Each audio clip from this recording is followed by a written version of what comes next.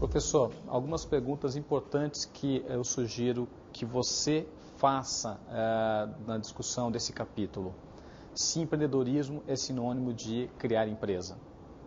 Eu diria que não necessariamente. Empreendedorismo é muito mais abrangente e não é apenas a criação de empresa que pode ser considerada empreendedorismo. Aliás, criar empresa também, às vezes, não é empreendedorismo, dependendo da maneira que o empreendedor cria o seu negócio, né? Questões como o que nós devemos fazer para que o nosso país seja mais empreendedor.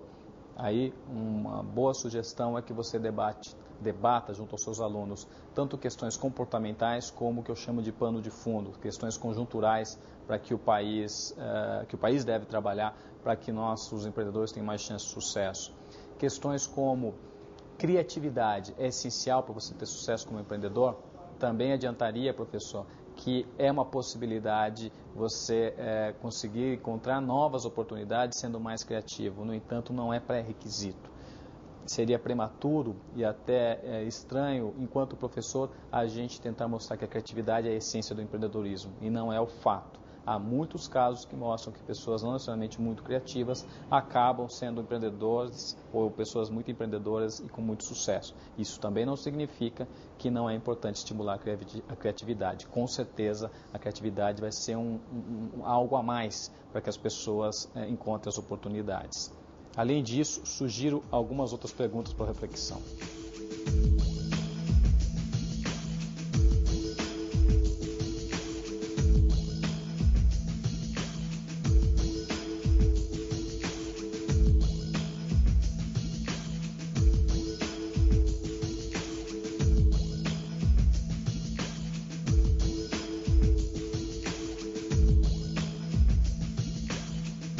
Professor, esteja preparado para discutir algumas questões que os alunos eventualmente vão fazer durante a disciplina, quando se for discutir o assunto referente ao capítulo 2. A burocracia impede os negócios de acontecerem no Brasil. Como você vai debater isso com os alunos? É um fato, realmente a burocracia é um fator impeditivo. No entanto, os empreendedores mais preparados, que realmente entendem do seu ambiente de negócios, vão encontrar maneiras de competir. Essa é a tese. E é por isso que há muitos empreendedores bem-sucedidos que seguem as premissas dos negócios e do planejamento de negócios. Ainda em relação a planejamento, muitos alunos vão questionar. Conheço, professor, muitos empreendedores que jamais planejaram e têm sucesso. É um outro assunto que o professor tem que estar preparado para discutir. É claro que há realmente muitos exemplos de empreendedores bem-sucedidos que não seguiram nenhuma das premissas que a gente está discutindo no livro ou em outras fontes. No entanto, a gente mostra estatisticamente com pesquisas que o planejamento auxilia cada vez mais nas suas chances de sucesso. Então, o professor tem que estar preparado para argumentar isso com os alunos. Além disso, sugiro e apresento algumas possíveis perguntas extras que os alunos eventualmente vão colocar em discussão e que o professor tem que estar preparado para discutir. Capítulos 3 e 4. Análise de oportunidades. No capítulo 3, o objetivo é apresentar para o aluno como diferenciar uma ideia de uma oportunidade. Eu diria que essa é a pergunta principal desse capítulo e você, professor, tem que estar preparado para discutir isso com os alunos. No primeiro momento, sugiro que estimule os alunos a pensar sobre ideias e perguntar aos alunos também, essa é uma coisa bastante importante, por que os alunos consideram essa ideia uma ideia vencedora. No segundo momento, assim que você apresentar o conteúdo a respeito de oportunidade, fale para os seus alunos para repensarem aquela mesma ideia. E pergunte se a ideia tinha base para ser um negócio ou se a ideia ainda carece de mais informações. Os próprios alunos vão chegar à conclusão que nem sempre uma boa ideia significa uma boa oportunidade. Para auxiliá-lo nesse objetivo, a gente apresenta o 3M, que é uma metodologia para analisar oportunidades de negócio.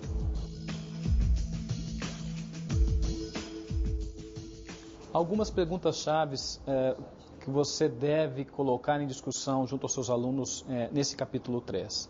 A principal é o que a gente deve levar em consideração para diferenciar uma ideia de uma oportunidade. A principal resposta aqui, professor, é que as ideias são livres, as ideias não têm um comprometimento com nada, as ideias são decorrentes da criatividade, são decorrentes da observação das pessoas. Todo mundo, em princípio, pode ter boas ideias. Porém, oportunidades no mundo do negócio, no mundo dos negócios, oportunidades são ideias com potencial econômico. Essa é a grande diferença. Por isso que nem sempre grandes ideias se refletem em ótimos negócios. E é isso que tem que ser debatido com os alunos durante esse capítulo.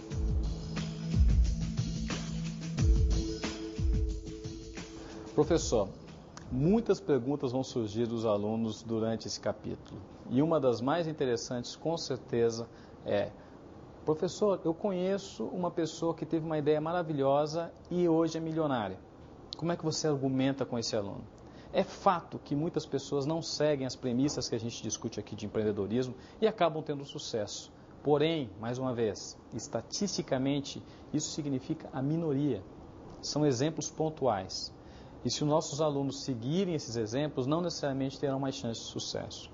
Outra pergunta que pode surgir: o importante é ter dinheiro. Com bastante dinheiro, você faz qualquer ideia ser bem-sucedida. Aí eu diria, professor, a gente tem um exemplo que inclusive eu vou antecipar do próximo capítulo, que é o exemplo das empresas.com, das empresas da era da internet. Muitas tinham muito dinheiro e não levaram a nada, porque as ideias não eram oportunidades.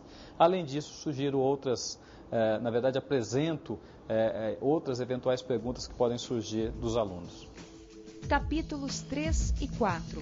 Análise de oportunidades. O capítulo 4 é uma continuação do capítulo 3. A diferença é que ele foca especificamente o mercado de internet. No início do capítulo, a gente discute os erros cometidos na era.com. E os erros, basicamente, podem ser resumidos em focar em ideias e esquecer das premissas de negócios. Muitos empreendedores acreditavam que as ideias eram suficientes para ser bem-sucedidos e o dinheiro. E isso se mostrou um equívoco, como já era esperado. Além disso, você pode apresentar aos alunos o que é a internet enquanto um celeiro de oportunidades. Os alunos podem ficar mais estimulados a trazer essas ideias para a sala de aula e discuti-las para saber se são boas oportunidades ou se apenas boas ideias. Algumas questões importantes para você debater com os alunos em sala de aula. O que diferencia um negócio baseado na internet dos negócios tradicionais? Eu diria que não há diferença do ponto de vista conceitual. A internet, como eu disse, é mais um mercado e as análises têm que ser feitas da mesma forma. A diferença principal é que você está discutindo um mercado bastante inovador e muito ainda há para se desbravar nesse mercado, para se descobrir. E é claro que com isso não há tantas estatísticas para que você possa usar como referência para negócios inovadores. Porém, não deixa de ser um bom desafio empreendedor. Outra questão que vale a pena você discutir. É muito comum se ouvir de investidores que a internet ou negócios baseados na internet são negócios que têm mais potencial de receber aporte de capital, de receber investimento. Os alunos podem questionar isso. O que é melhor, montar um negócio na internet ou montar, por exemplo, um restaurante? Na verdade, a resposta não é simples, não é única. Vai depender do empreendedor, vai depender da análise da oportunidade e nem sempre um mercado que aparentemente é promissor pode ser o melhor mercado para você criar um negócio. A análise não é tão simples e tão pontual. Além disso, uma outra pergunta muito importante que você pode colocar em discussão com os seus alunos. Hoje em dia, é possível criar um negócio sem se considerar o impacto da internet? Eu diria que não. E você pode estimular os alunos a pensar como a internet pode gerar um impacto ou pode influenciar qualquer ideia de negócio que eles estão analisando para que se torne uma boa oportunidade.